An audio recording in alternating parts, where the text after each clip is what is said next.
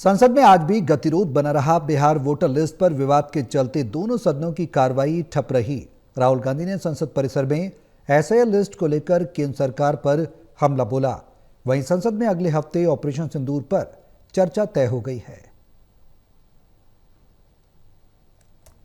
आज भी जोरदार हंगामा हुआ। इस दौरान बिहार वोटर लिस्ट विवाद को लेकर विपक्ष ने संसद के अंदर और बाहर प्रदर्शन किया, जमकर नारे लगाए।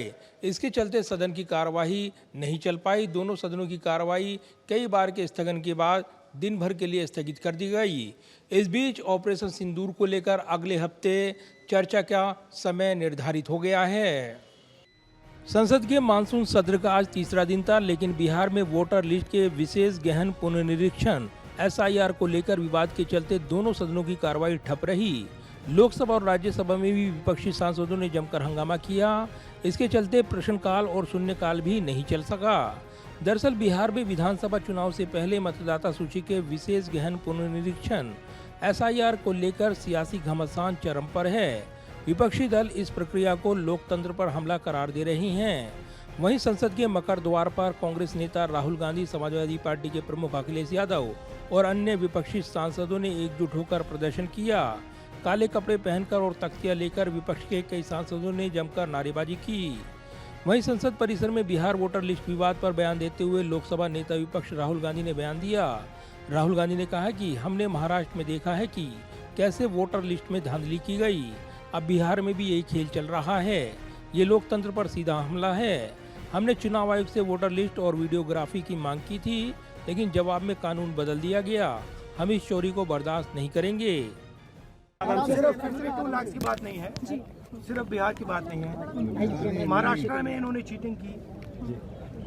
हमने सवाल पूछे इलेक्शन कमीशन से, दिखाइए। इन्होंने वोटर लिस्ट नहीं दिखाई। हमने कहा कि वीडियोग्राफी दिखा दीजिए, वीडियोग्राफी का कानून बदल दिया। 1 करोड़ नए वोटर्स आए थे महाराष्ट्र में और इलेक्शन चोरी किया। ठीक है, कर्नाटक में हमने रिसर्च की है थोड़ी। कर्नाटक में हमने भयंकर चोरी पकड़ी।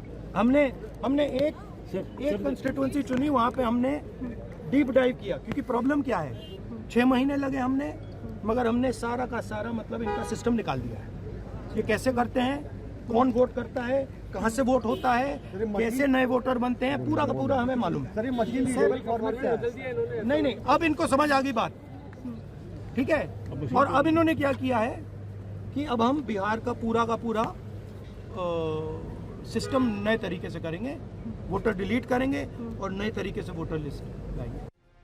राहुल गांधी ने केंद्र सरकार और चुनाव आयोग पर गंभीर आरोप लगाए हैं। राहुल गांधी ने दावा किया कि बिहार में एसआईआर के नाम पर मतदाताओं के अधिकारों का हनन हो रहा है। विपक्ष के कई नेताओं ने आरोप लगाया कि ये प्रक्रिया गरीब, प्रवासी और हाशियों पर रहने वाले समुदाय के वोट काटने की साजिश है।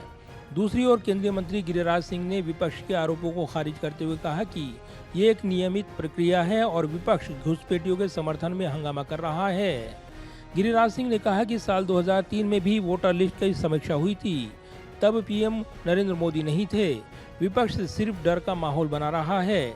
उन्हें रोहिंग्या और बांग्लादेशियों की चिंता है जो फर्जी वोटिंग करते हैं।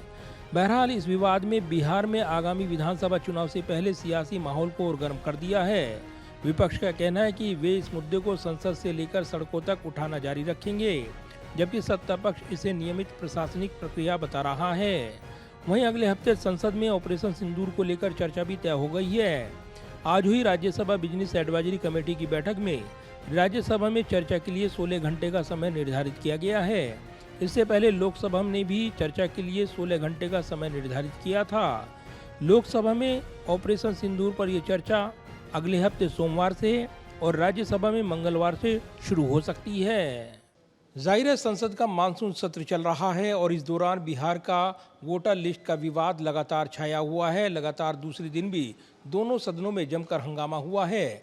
इस बीच दोनों सदनों में अगले हफ्ते ऑपरेशन सिंदूर को लेकर अहम चर्चा होनी है, जिसके दौरान सत्ता पक्ष और विपक्ष के बीच जोरदार घमासान देखने को मिल सकता है।